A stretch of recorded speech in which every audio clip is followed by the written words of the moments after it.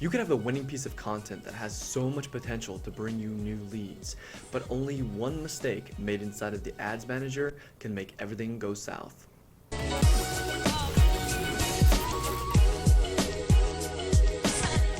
Hi everyone, it's Patrick from Flood Your Business. Make sure that you subscribe with your notification bell on. We will be creating content every week to help you grow your business, as well as announcing fun and awesome giveaways. Alright, so there are a ton of mistakes that can be made inside of the ads manager when it comes to Facebook and Instagram ads. I'm not going to go over all of them, but I'm going to go over the 10 common ones, and I quite often see these when I'm scrolling or when I'm spying on other people's ads.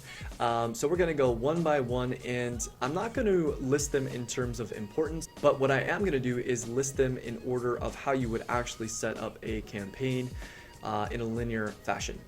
The first one is choosing the wrong objection. There are a ton of objections when it comes to setting up a campaign, but if you're trying to get leads, there are three common ones: traffic, conversions, and leads. Traffic does just that. It doesn't really optimize or help Facebook optimize on an event like clicking a button, for example, but it can get people to land on a page and you can get leads from it. Conversions is another one that I do recommend. There are some things that can go wrong with your landing pages if your pixels are not set up, but conversions, if set up to the right event, will help you actually get leads.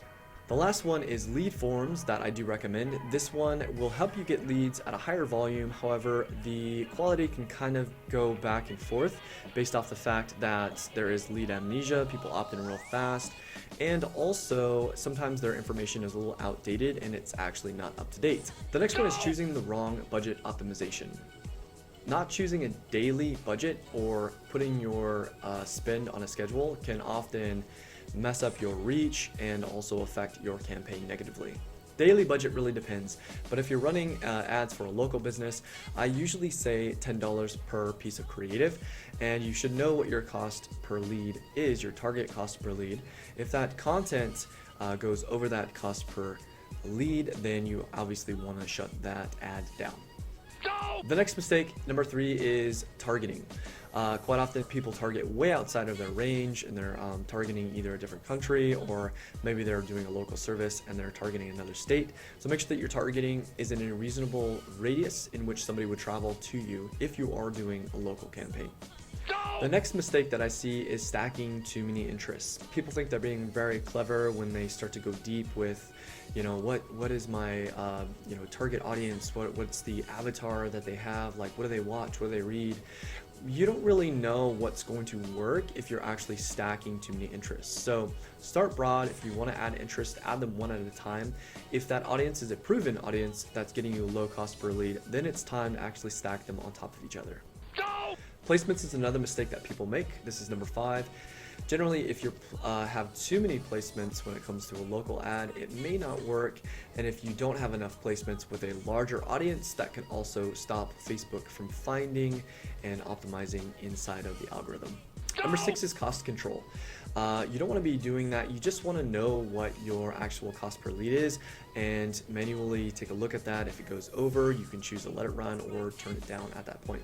But don't let Facebook actually control that, because it will limit your reach. I may have mentioned this one before, but scheduling ads inside of the ads manager can actually reduce your reach. Make sure that you're actually just running it daily. And I will say that if you're afraid of going over your cost, you may want to join a mastermind or actually work with an agency if you're afraid to lose money on Facebook and Instagram. Not setting the right conversion event is a huge mistake that people make.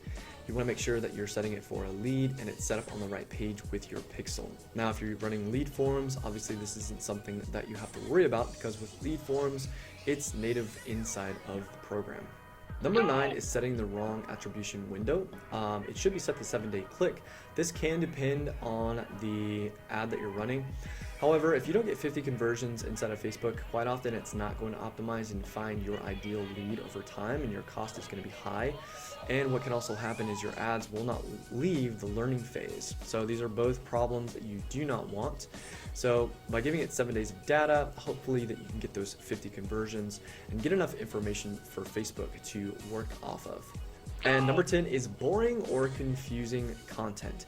Make sure that you have congruency with your ad. So if you're running conversions, for example, and you have an offer on the ad and they go to the landing page and it's not mirroring that, or the branding is off, that's going to be confusing. It's not congruent for people.